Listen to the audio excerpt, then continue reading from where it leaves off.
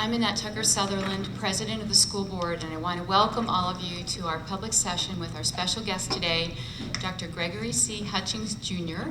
from the Alexandria City School District. He's here to explore our school district and our community. In a few minutes, he will speak with you directly, but first I want to give you some explanations. Our public session today will be recorded and posted online so that the rest of our community can also see today's program. It will be posted Friday after all three candidates have visited the district so as not to give any unfair advantage to later candidates. Dr. Hutchings has graciously agreed to answer your questions after he speaks. The Q&A will be moderated today by Linda Lally and assisted by Dan Multhrop, who are over here. And they have been charged with reading your questions off of cards. We're asking everybody to submit questions in advance on a card, and they will be sorting the cards to sort out duplications and anything that might be illegal under federal employment law. A lot of questions have already been submitted yesterday and also online. So chances are, it's very likely that we will not have a chance to get to all of your questions before we run out of time. And we do apologize, and the board is looking at ways of trying to respond to all the questions. If you would like to ask Dr. Hutchings a question, you should use one of the cards set out on each table, and please write clearly. Thank you for understanding that our program must conclude today at 5:30. Dr. Hutchings has been in our district and essentially been on the hot seat since before 8 a.m. He's had a very long day. He started with a group meeting with our stakeholder advisory committee. He's been on a tour of the district and the community by car. He's been in 3 school buildings. He had lunch with administrators, and just before coming in here, he had a meeting with some of our high school students. After this public session, he will be going to a dinner meeting and a formal interview with the board. So this is just the middle of a rigorous and long day for Dr. Hutchings.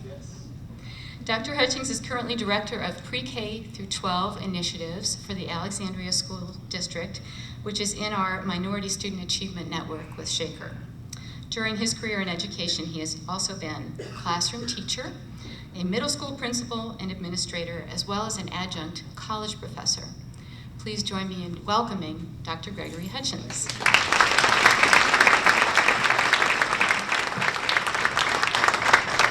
Thank you, Annette. Before we begin, I would like to acknowledge all of our board members, just to thank them for this opportunity. Our President, Annette Sutherland, our Vice President, Bill Glosson. I don't see, is Norman Bliss here? And I see Ruben Harris in the back. And then we also have Amy. Thank you, Norman. And then Amy Fulford. Where's Amy? If we can just give them a round of applause for this opportunity.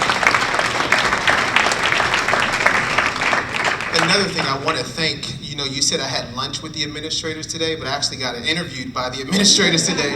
I had 3 bites to eat, and the rest of the time was talking to them about just school building issues and leadership styles. So I hope that, I thought that things went well. I hope they think the same. Well, I know that you are wondering, what am I doing here? This guy from Alexandria, Virginia, here in Shaker Heights. And I want to first start out by saying that Ohio is not a new place for me. I'm fortunate to have my aunt here, Kathy and Marlon Primes. They're Cleveland Heights residents, as well as my cousin, where is she? Stand up, Kayla. Kayla Primes, who's also my little cousin. But my mother, she grew up in Dayton, Ohio, so it's about 3 or 4 hours from here. And I spent every summer at my grandmother's house on 3801 Palmerston Avenue in Dayton, Ohio. So I was from the DC area, but I came here every summer in the state of Ohio. So I do understand the culture here in the Midwest. It's a little different than it is on the East Coast. And I know that you all know that. So I wanted to start just by saying, why Shaker for me? About a month ago, my wife and I, we came to visit the Shaker Heights area because my wife told me, before you apply for anything in Shaker Heights, I need to make sure this is a place where, 1, we can raise our family, and 2, I like. So let's go up and visit. And we drove up. It's about a 6-hour drive from our house in Alexandria. And we drove up, we drove through the Fernway community. We went to the Shaker Square. We went to the Nature Center. We went to the Beechwood Mall. I don't know if it's called the Beechwood Mall, but it was a mall in Beechwood, which was really nice, by the way. And as we drove through the neighborhood, she said, you know, this place is like Pleasantville. And she didn't mean it in a facetious or condescending way. She was just saying it just seemed so perfect. And it was a perfect place for us to raise our family. And I totally agreed. And once she said that, I knew, okay, let me apply for this job. And now I'm here. So the number one thing is that the Shaker community, the common trends that I've seen, or threads that I've seen throughout all of my visits, meeting with the stakeholders advisory committee this morning, who really grilled me for an hour, and visiting those schools. I think I went to Boulevard, Shaker Middle School, as well as Shaker High School. The common thread that I saw is that you all are definitely passionate about education, and you care about your students, and you're advocating for your students to be successful. And I too share, you know, that same philosophy. My wife and I, we have 2 kids. So it is important for wherever I choose to go to be a superintendent that our children are able to go to those schools. And one thing I can say that if given this opportunity, they will be at Shaker schools, and we will be committed to this community, not only as a superintendent, but also as community residents. So I'm looking forward to that possible opportunity. Another thing that I wanted to just stress today, because I want to get to your questions, I don't want to talk too much about myself. You were able to read the applications, and I'm sure everybody Googled me here like I Googled most of you, all those principals and school board members. But there's one thing that I think is very important for you all to know, is that Alexandria City Public Schools is very similar to Shaker. They have the same passion, the same commitment. It is a little larger. It's about 13,300 students in Alexandria. We have 19 schools versus 8 schools that you all have here in Shaker. But the passion and the advocacy for education is very similar. You know, I drive through some of the neighborhoods here, and it's very familiar. It looks very familiar to me because it feels like home with some of the buildings. Now, you have to keep in mind in Alexandria, some of our homes were built in the 1700s because we're a little older than Shaker. But the feel of the community is really warm and welcoming, and we have some phenomenal schools and a phenomenal board that's willing to do whatever it takes to make sure our students achieve. So I'm happy just to be here, and I want to open the floor for comments or questions, because I know that you all have many of them, and I wanted to give you at least 50 minutes to ask them. Sounds like my cue. Yes. Thank you, Dr. Hutchings. Thank you for your energy level after such a day you've had. All right, well, we have quite a few questions, and a number on several concentrated topics, and so I'm going to try to group as many together as I can. And I will start with my personal favorite, which is the financial area. So let me start by reminding the people here that levies are under the province of the school board. The decision to have a levy, the timing, and the amount are school board prerogatives. But in the past, the school board has asked the superintendent for his or her recommendation. And so if this school board were to turn to you and ask for your recommendation on levies, and keeping in mind our high tax rate, but our demand for excellence in this district, and as well as if you can touch on some specifics that would drive your answers, such as, from the cards, double dipping, merit pay, employee compensation packages, compensation as a percentage of the district's tax revenue, pension plans, if I didn't mention that already, size of administrative staff, and you only have a few minutes to answer there. That's a lot to answer. But one thing I can say is that when we came a month ago, we had an opportunity to meet with a real estate agent just to see how much homes cost here, and I saw the taxes, and my wife is a CPA, so she almost fell out of her chair. But she saw it was $10,000 annually and $12,000 for another house. But the one thing that I would say in regards to passing levies is making sure that the community understands what we're doing here is right for kids. And I think it was a slogan I read, and I have a ton of literature about Shaker Heights, but it said that a community is made by the schools it keeps, or a community is as good as the schools it keeps. And I think that's something that we need to live by here in Shaker. In order for us to bring people into the community to want to purchase a home in the Shaker Heights family, not just because it's warm and welcoming and with the high taxes, but it's the schools. And we have to make sure that we convey the importance of having really quality education programs here and showing results. So not only are we going out to advocate, to the community to say, hey, we want this levy passed, but we need to be able to show if this is passed, these are the results that we're going to have, and these are the cuts that you all are preventing from happening. Thank you. Thank you. I know you have a lot. I do. The other very large topic, that quite a few comments on that, is the achievement gap that we have here. Let's just start with generalities. What do you believe is most beneficial to closing the achievement gap here? And then perhaps get into some specifics, and if you don't offer them, I have a lot of specific questions. Well, I think the achievement gap, that was one thing that was mentioned in the leadership profile, that we have not only an achievement gap, but an opportunity gap here in Shaker. And I think that raising the bar for all students is very important. It's a really difficult balance to, try to provide those students who are low level to meet their needs, and to also we still have to remember about our students who are high performing, and then our students who are right on grade level. So there's a really difficult balance with that. So we need to be very intentional about how we serve all of our students. I think one way is to make sure that all students can read by third grade. That is going to be the solution to closing this achievement gap, and it's not something that's going to happen overnight. But I think that that's a really good start to ensure that between kindergarten and third grade, students are learning how to read, so that when they get into fourth through 12th grade, that they're reading to learn. And the problem is when we have students who are coming into schools that are below reading level, it's hard for them to grasp concepts and for them to actually understand the material that's being presented to them in classrooms. So that K-3 piece is very important. I also think in regards to closing the achievement gap is providing those wraparound services that a lot of the students need who are not performing on grade level, particularly our students who come from low-income families.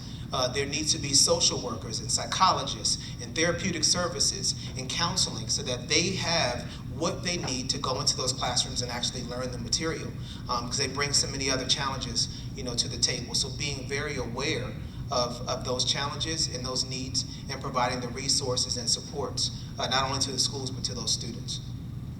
But can you get into a little bit about some of the various programs? One question in particular, the questioner has clearly done a lot of investigation on your background and had a number of programs here that you had used to address, and so we're curious. International Baccalaureate, I know, is one. Yes. Response to intervention is probably another. Yes. Okay, so let me go into that. I think that, with the IB program, it definitely, and you all have already adopted, IB. I mean, it gets my stamp of approval. My dissertation was on the International Baccalaureate Middle Years program. Actually, I have the only actual dissertation in the country on teacher efficacy in International Baccalaureate Middle Years program in an urban school district. And what I found in my research was that IB provides students with the conceptual understanding, the critical thinking, the problem solving that they need in order to be successful.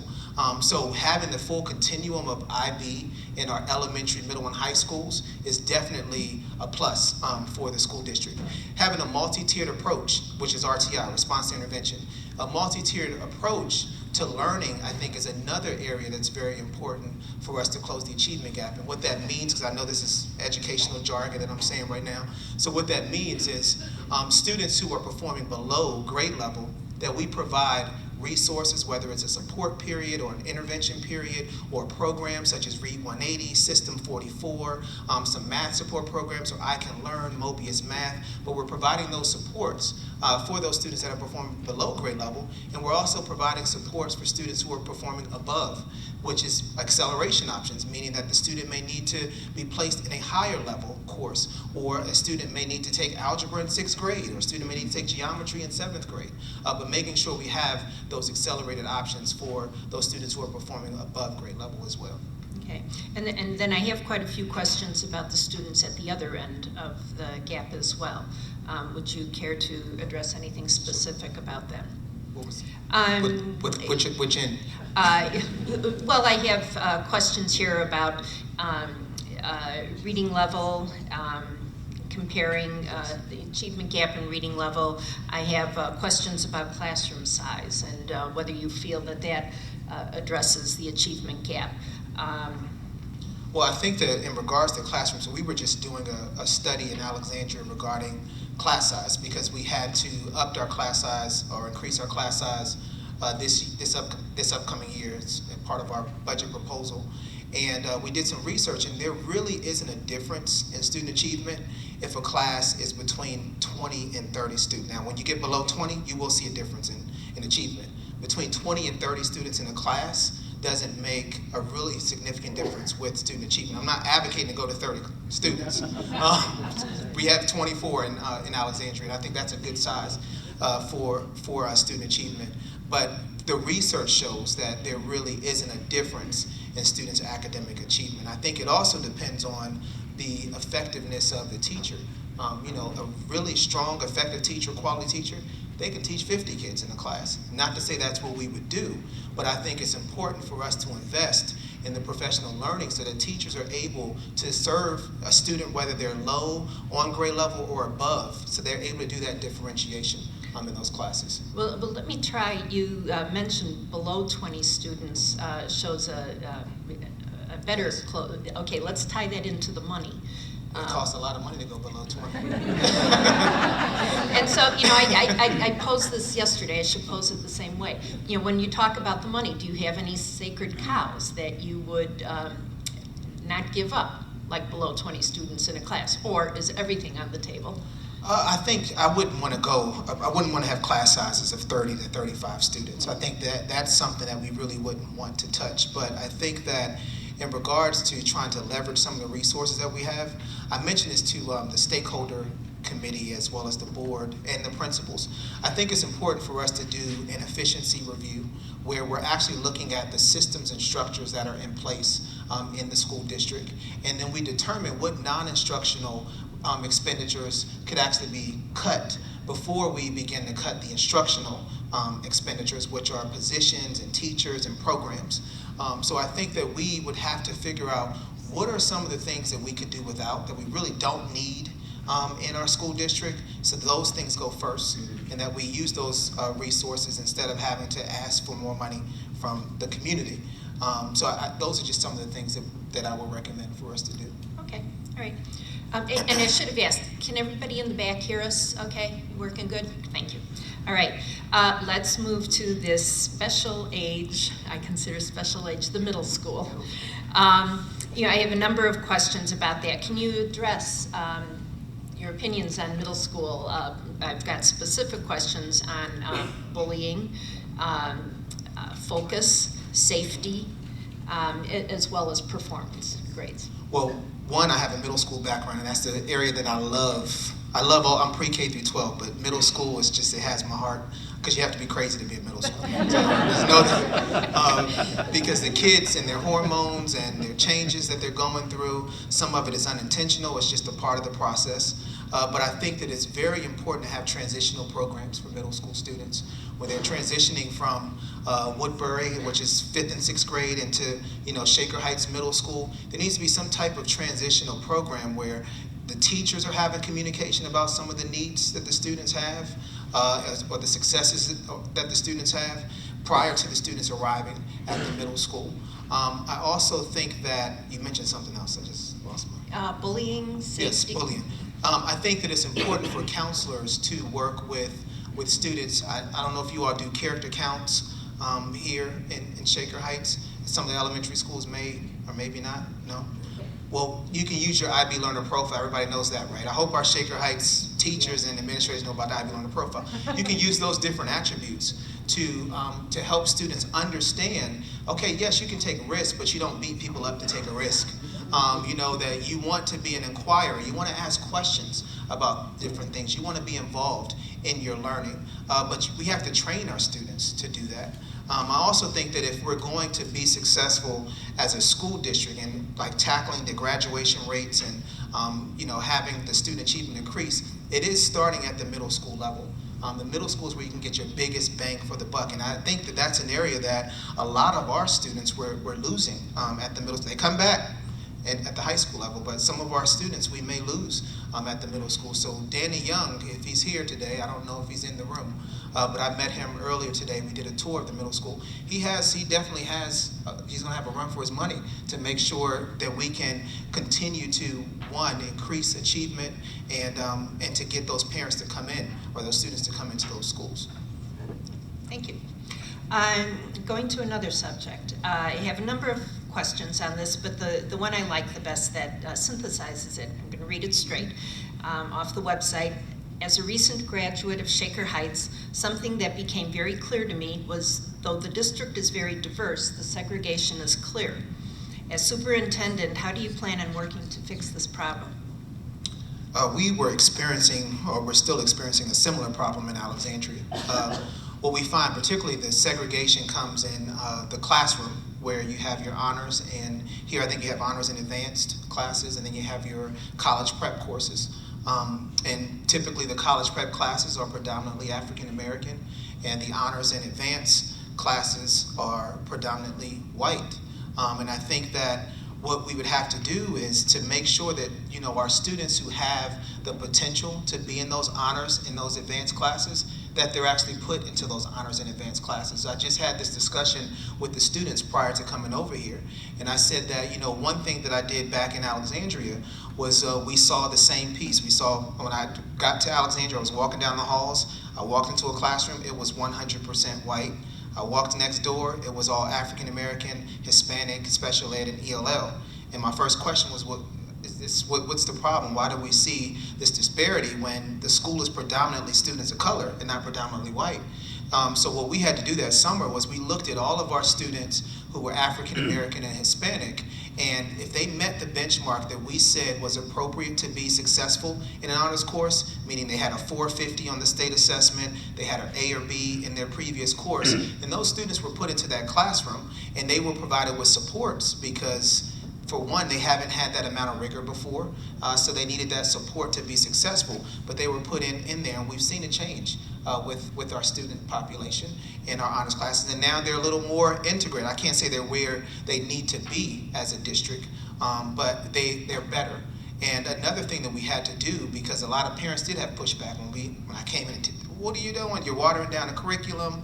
You know, you're allowing anybody to come into these classes, and the amount of rigor is not as good as it used to be. So we implemented an honors curriculum that also went along. We just implemented this past year, so that the curriculum that happens in a gen ed class is different from, you know, the curriculum that's happening in those honors or advanced courses. And if students are able to maintain a C or better with that curriculum, then they're able to do that type of work because we're not watering anything down.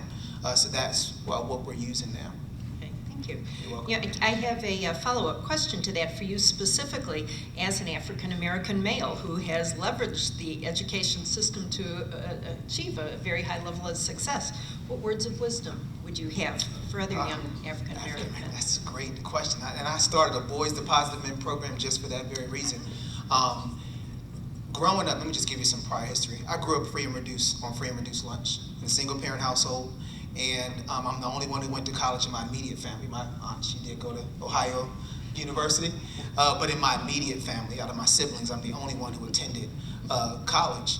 And a lot of that was because I had people who believed in me from kindergarten. And if you had an opportunity to read my application package, if you haven't, please read it. Miss Murphy, who's now Miss McKenzie, my kindergarten teacher, wrote me a recommendation letter that I included in my application because she had such an impact on my life at 5 years old.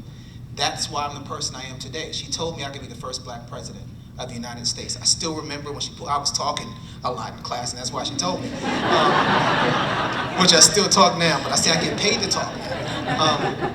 So, you know, I think that we have to really embrace the people who are around us, people who are inspiring us to do great things, and listen to the people who've already been there and done that.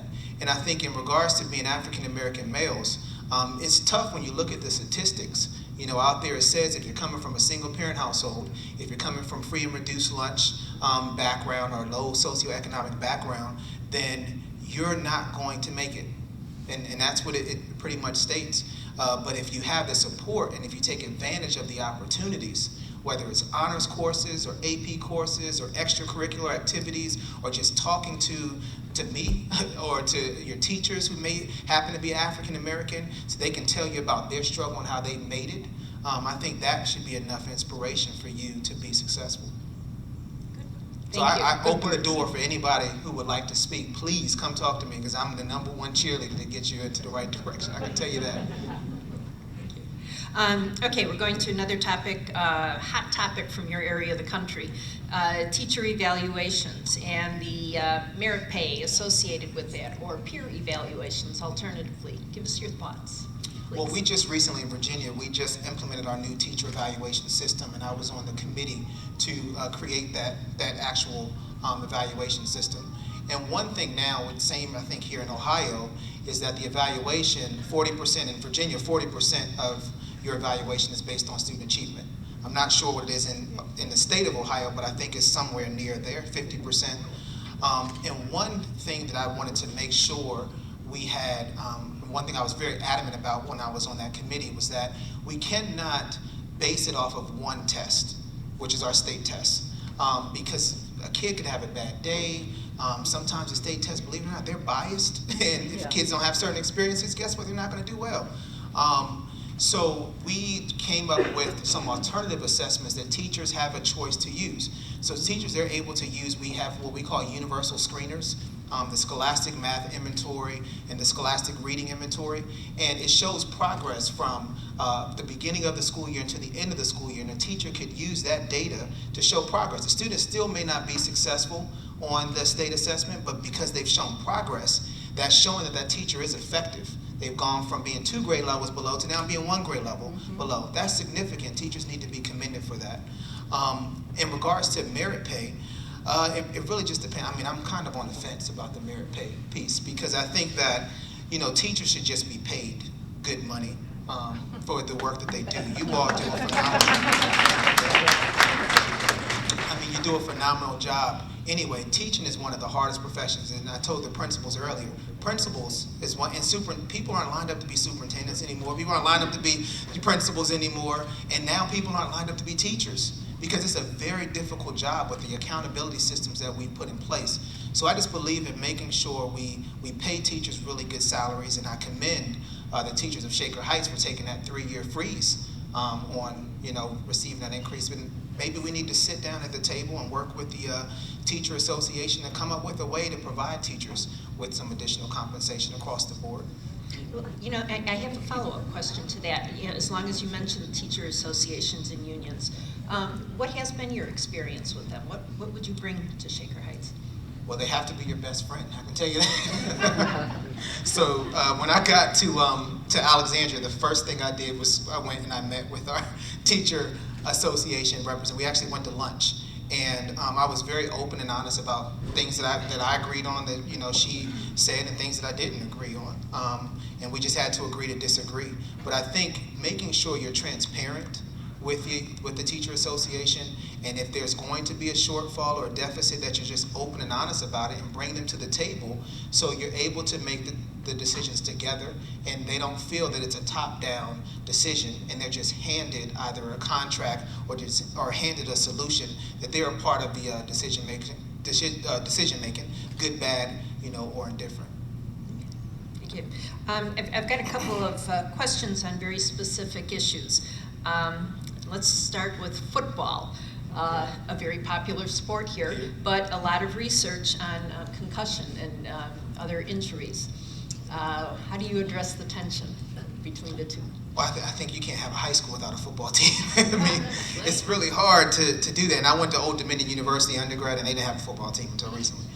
But I think that it's important to make sure students are aware of the safety that comes along with playing any type of contact sports, and making sure that you have, whether it's, you know, a training clinic or you have the right equipment, that you're making sure the equipment is safe, is more important than completely eliminating the actual sport. I'm an advocate for football, so I can't really say I would want to eliminate that. Good news to the football players. Another specific topic is on vocational education at the high school. Your thoughts on that? Well, I think vocational education is important. You know, a lot of school districts or superintendents, they may not advocate for the vocational piece, but I think that all of our students, of course, we want them all to be college bound, or we want everyone to go to a 4-year institution. But some students, they have other aspirations, and if we don't have, you know, people who are out there in culinary arts or are mechanics, then guess what? Our cars aren't going to be fixed. So we need people to go into those fields as well. So vocational education is definitely important. And some of the research shows that the skills that you receive in vocational education, they also prepare you for college as well as the workforce. So they're just as quality and important as the other courses that you offer. Thank you. Another specific one. How do you plan to support the new Common Core, the new Ohio Teacher Evaluation System, the third grade guarantee? Yeah. Well, one thing I can say is that in the state of Virginia, we didn't adopt the Common Core. We should have. I'm an advocate for Common Core, believe it or not. But in Virginia, we think that we're smarter than the United States, and we can do what we want. But the funny thing is that in Alexandria, we do have a new curriculum that we implemented this year. We won't admit that it's aligned with the Common Core. Now it's on TV. But it is, because Common Core is all about students being able to, to actually apply the knowledge they receive in class to real life situations, and that they have that critical thinking and the conceptual understanding of the material that's being presented to them. So I'm definitely an advocate for it. And I think that if you think of the framework of IB, the International Baccalaureate programs, they're perfectly aligned with the Common Core standards. So it's the perfect fit, for this district. It's not going to be an additional thing you're going to have to do as a teacher in Shaker Heights. It's just a matter of you making sure that you agree with the philosophy, and that's that all kids need to be held to the highest standard, and that they're going to leave here with the problem solving and critical thinking and analytical skills in order to be successful. Okay, thank you. And then another specific one is on school nursing, the school nurse. We're fortunate to have one here, several here at the school. What do you see as the role? I met the nurse earlier today. I think at the middle school. I met her. I think it is important for us to have a nurse in schools. And kids, and I have kids, they get sick. Matter of fact, yesterday, my wife had to go pick up my daughter because she had a headache at school. So if the nurse didn't call her, we wouldn't have known that she had a temperature and that she actually had a headache, and that she needed to go home. So I think that we need nurses in our schools, and I think we need to utilize nurses more. They're more than just someone to come down and say they're sick. We need to have our nurses go into the classrooms and talk about hygiene and talk about making really good health decisions, which I think is important. So you're using their services more so than just in a clinic. Okay, good. Let's go back to some more general topics. Talk to us about your managerial style, your leadership style, and give us some examples, or an example at the time, of when you've been very successful. Okay. Well, I think that one thing that I am, I'm not a top-down leader, and that was one thing that I always say the first time I start any job. I'm not going to come in and tell you what to do. We're going to do it together. It's all about collaboration, and it's about everyone having a voice and people being empowered to do their jobs. One thing I always share with my staff: if you're hired as as a principal, or if you're hired as a central office administrator, that you've been hired to do that job. I'm not going to do your job, but I am going to hold you accountable, and I'm going to provide you with the supports that you need, as well as remove any barriers that you need in order to be successful. So I would say that I'm a collaborative leader, and I'm also a visionary. I think that anything that I do, I'm always thinking about the next thing and how we can make it better. So that continuous improvement is so important, particularly in a school district like Shaker Heights, where excellence is the standard here, that you can't go anything below excellence, which I think is a great quality to have, even though it can seem pretty intense at times. But I think that when you are advocates and that when you set those high expectations, then all students are able to achieve. Throughout my career, I think that in my second year as a principal, I became the middle school principal of the year. Just 2 years on the job. I walked in, when I got the keys handed to me as a middle school principal, I was told you have to get the school authorized by IB, you have to get the school accredited, you have to increase enrollment, and I'm thinking, why did I accept these keys? But I was able, within the first 2 years, we got the school accredited, we got our IB authorization, and now the school is a lottery school in Nashville. So people they have to actually go through a lottery process to get into the school because the enrollment increased so drastically at Weston IB World School. So check it out. Go to their website. Jeff Keith, who was the assistant principal, who is now the principal, who didn't want to be the principal, but I told him, you're going to be the principal because you just worked under my leadership, and I've groomed you to take on my job, so you're going to take this when I go. And even though he didn't believe in himself, I filled out his application, and I called the superintendent, and he is now still the principal at Weston IB World School, and he had been the AP there for about 14 years. So he was just set and stagnant, and I said, you have to move forward. So it's all about empowerment for me in my leadership style. On the reverse side, tell us about a situation that you were really supporting, pushing, and it failed. What went wrong? How did you deal with it? Something that failed. I would say it's not a recent thing, but it's something as a leader. I would say coming in as a principal, my first year as a principal, you know, you're so excited and you're like, I have all this power, I have the keys, and I came in with ideas and it was too much for the staff. I came in and said, we're going to do this and we're going to do this and we're not going to do this anymore. And I didn't take time to understand the culture first. Now, I had a forgiving staff who they still text message me and email me now to today. They're all like rooting for me right now. I got text messages from them this morning.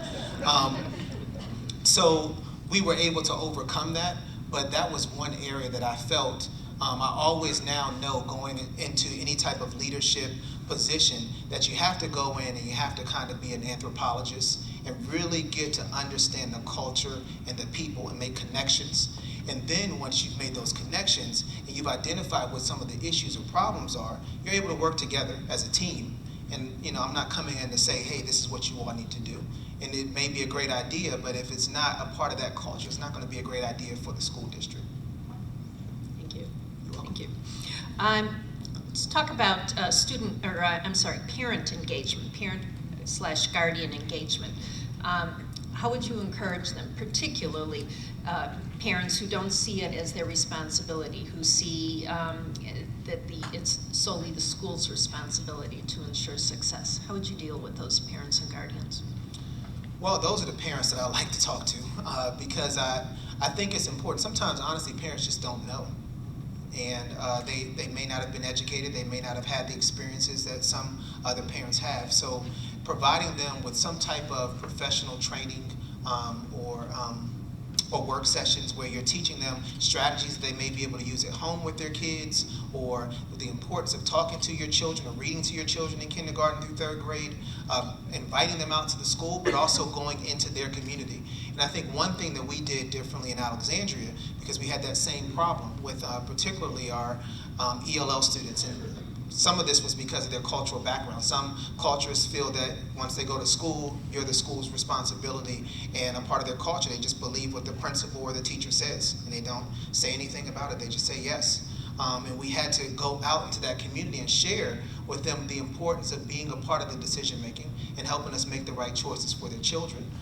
So I think going to families and being out in the community is the most important thing, because everyone's not going to make a PTA meeting. I also think that it's important to have alternative ways of communication. So if it's a PTA meeting that someone can't make, if you have communication that's going out, whether it's via email or a call-out system. I don't know if you all have robocalls here where you can send messages via phone, or you can send text messages to family, or you can send notes home. But other forms of communication, I think, is another way to capture some of those parents who may not be knocking on your door every day. Teachers and parents' door. Teachers and principals' doors. Totally different subject. I have a couple of questions addressing the same issue. And that's, how do you address the needs and desires of affluent families who have choices of where to live? Stay with us. Don't leave. Your tax dollars are too high for you to go somewhere else. And you're paying for this wonderful education. Also, I think that, but I mean that, but I also think that it's important to make sure you listen to what the affluent families and our educated families want. I call them the Ivy League families, who really have high expectations for their kids. They've been well educated, they've been well traveled, that you listen to some of their recommendations and their suggestions. Because believe it or not, some of those solutions, it helps all kids. even your kids who are low performing. Making sure that you have options for students, which at the high school here, we have a number of AP courses, the IB courses, the post-secondary courses. There's so many opportunities, and I think that's why we get more parents that come in at the high school instead of going to their private schools. I also think communication, and I mentioned to Peggy Caldwell, the Director of Communications, that Shaker Heights really brands this school district.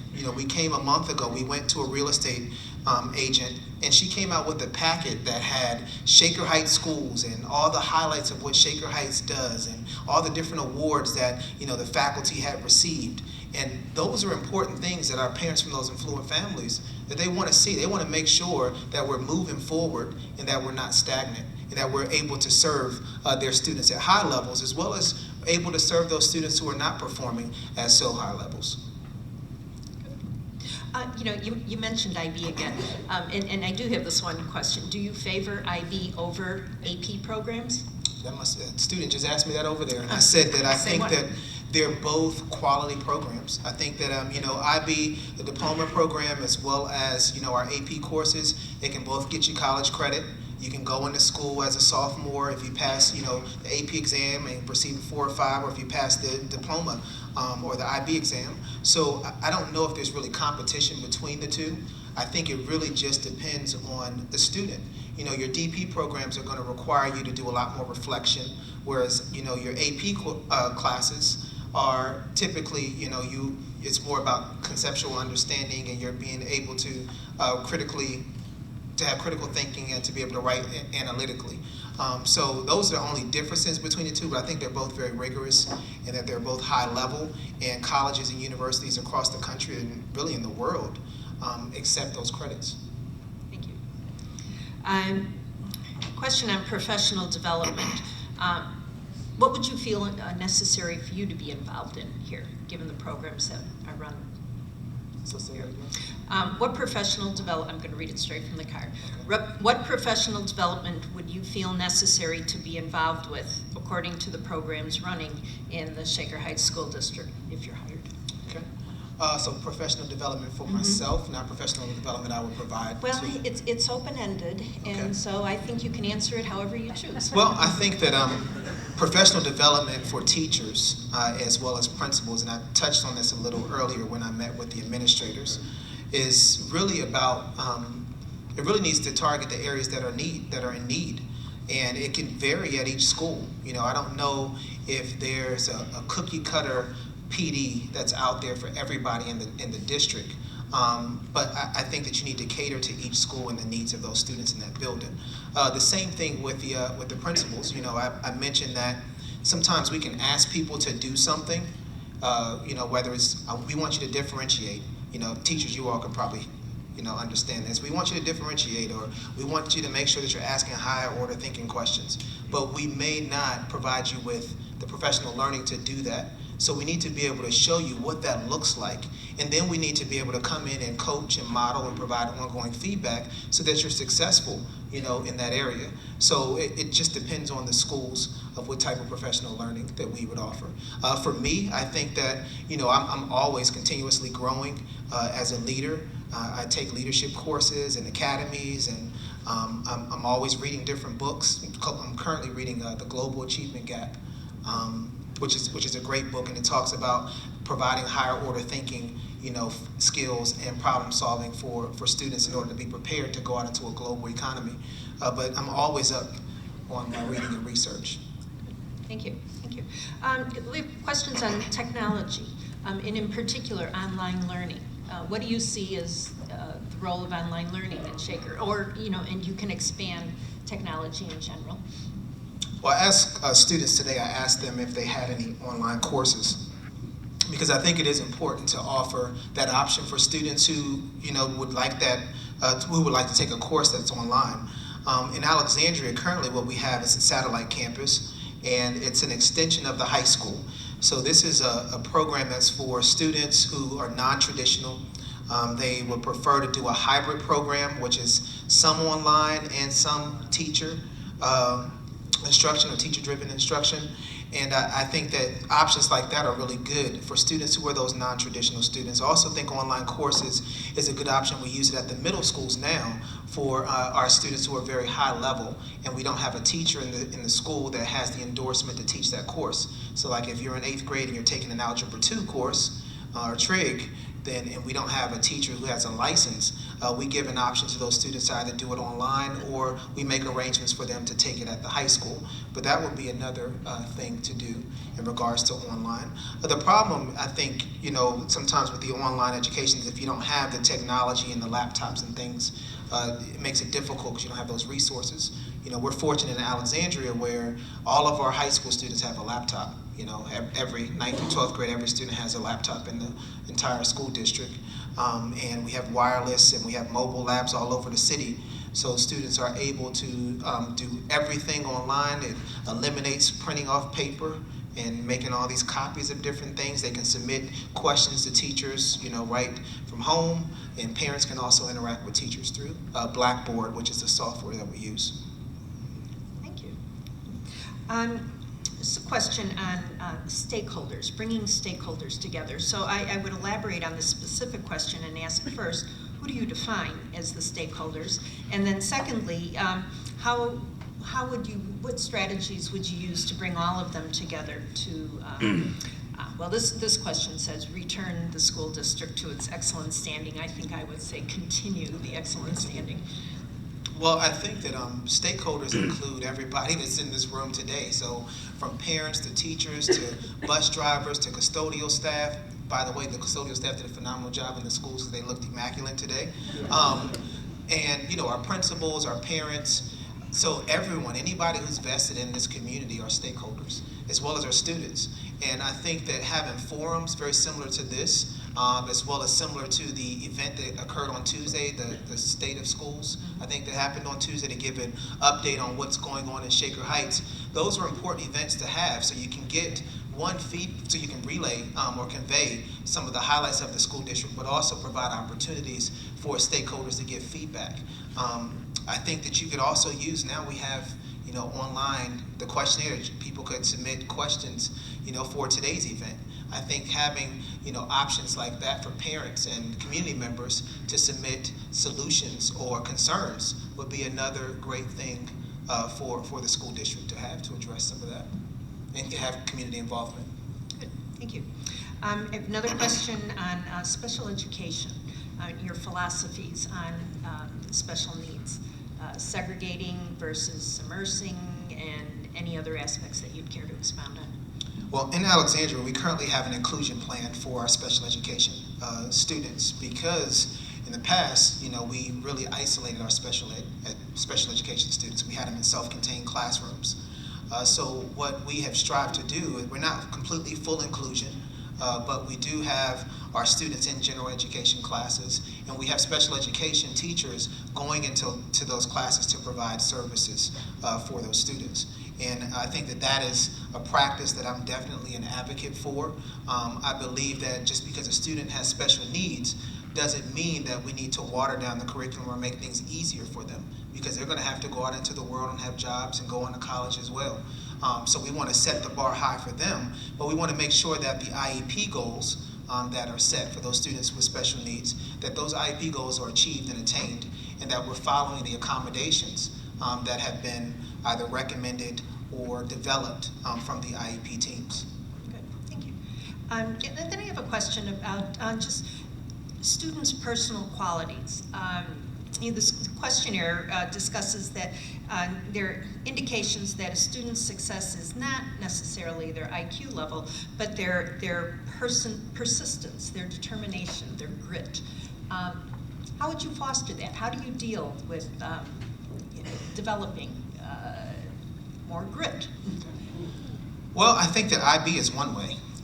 One is that, students, they are able, a part of the IB philosophy is that students take ownership in their learning. And that's why I'm an advocate for it. It's difficult sometimes for teachers to transition. I know for my staff and our teachers right now that we're working with, it's difficult to give up control of the class, because now it's not going to be teacher-centered, it's student-centered. And you're allowing students to make decisions, about what type of learning is going to take place, and you're giving them options on how to demonstrate mastery of certain objectives. So I think that IB is definitely the way to go to ensure that students, they take ownership and that the levels are at an extreme level or high level. So after all that you've seen, everything that you've been through today and before, what would be your initial priorities walking in the door? Well, I wish I had a copy of my snapshot 90-day plan that I gave to the stakeholders.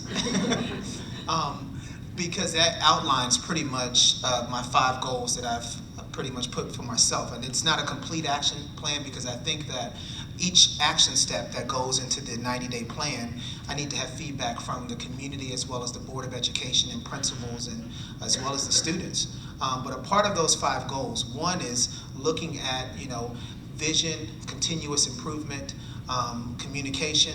Another area is human resources and financial resources. And then another piece is dealing with the community and what type of community involvement is taking place. Another area in regards to my 90-day plan is curriculum and instruction. One thing that I want to do within the first 90 days on this job is get into every single classroom and visit every class in the school district. And that's possible when you have 8 schools. One of the reasons why I chose to go into education, and one of the reasons I'm looking at school districts that are between 4,000 and 6,000 students, is because I don't want to lose what happens in the classroom. You miss it. If you get any larger than 6,000, it's hard for a superintendent to really be in the class and to meet with teachers and to meet with students and to meet with the principals. So I want to make sure that I'm in those classrooms. I forgot the rest of the question. I just lost it. So did I. I'm thinking. It's one of the challenges of moderator. I have to think of the next one. Sorry, it's been a long day. Right. You know what? I'm usually sharp, though. Here's a very succinct question. Yes. Very specific. How do you see math fitting into the IB program? Math? Math. Math. That's a great topic, because one initiative that we implemented in Alexandria was the math acceleration policy in the district, which is if a student is capable of skipping a certain math level and they've shown mastery and they're able to take algebra in 6th grade or algebra in 7th grade and geometry in 8th grade or geometry in 7th grade, that they're given that option. And I think that is something that is very important in regards to its relationship to IB, because IB focuses on problem solving and the critical thinking piece. That goes hand in hand with the purpose in having those mathematical skills. So I think that they complement each other just for the amount of rigor and the focus on critical thinking, problem solving, and abstract thinking. Okay, good. And I have recovered when you asked me what was the rest of it. We were talking about your initial priorities. Yes, okay. And you addressed all of them. Yes, well, those were the things that what I addressed, and I think I didn't answer your question, because I was addressing the goals that I set for myself and how I would like to be evaluated. The specific things that I think are important to address are the things that came out in the leadership profile, and that is to ensure that all the schools, receive the IB authorization, to have a focus and to begin to come up with a plan to address the achievement gap as well as the opportunity gap for the school district, and to look at special education, because that was another glaring concern from the community, that we need to take a look at how our special education students are doing and some of the services that are being provided in the school district currently. And then getting to know, one, the community, hopefully moving into a house and figuring out my way in the culture here in the city. Okay, thank you. I have one last sort of wrap-up question, but before I ask it, I just want to apologize to everybody for the questions I was unable to get to, but you can put more comments, you can offer more comments and feedback on the sessions at the email address board@shaker.org, and that's board as in school board. I realized that yesterday. There can be taken several ways. I hope I didn't bore anybody today. Okay, sort of spring back in, going on with your initial priorities after you've been through the schools today and heard more, had feedback. What do you see as our strengths and what do you see as our prime weaknesses? I think the biggest strength is that, you know, the community definitely supports education. And that's something that's really hard to find. You usually have a divide. Some people care and some people don't. I think that everyone that I was able to interact with and meet with today, you can see the passion to make sure that the students in Shaker Heights have the highest level of quality possible, which is very important, and I too share that. In regards to what we need to improve, I think one area that I know I would like to focus on, and I should have mentioned this with some of the priorities, is the middle schools. Just making sure that we provide a quality middle school experience. And I noticed that there are some challenges at the middle school level in regards to the academics, and I don't think it has anything to do with Danny Young, because he has the inspiration, and he's passionate, and he's energetic, and he's ready to roll up his sleeves and make it happen. But I think that is an area that we're going to need to provide some supports so that it's the highest quality possible at the middle school level, because that's going to allow us to actually achieve those graduation rates and to have the best school district in the country. And I think that if any school district in the country is capable of closing the achievement gap, it is Shaker Heights. And I mentioned this to the advisory group. In 1952, you know, Shaker Heights decided to integrate the schools prior to Brown v. Board of Education. Every document that I see, you all talk about embracing diversity and embracing the different experiences that people bring to the table, our students bring to the table. So I think that if there's any school district in the country that will close the achievement gap, it is Shaker, because you all have the passion and you have the foundation there. I hope that I'm the person selected to help us do it. Thank you. Thank you very much, Dr. Thank Hutchings. you.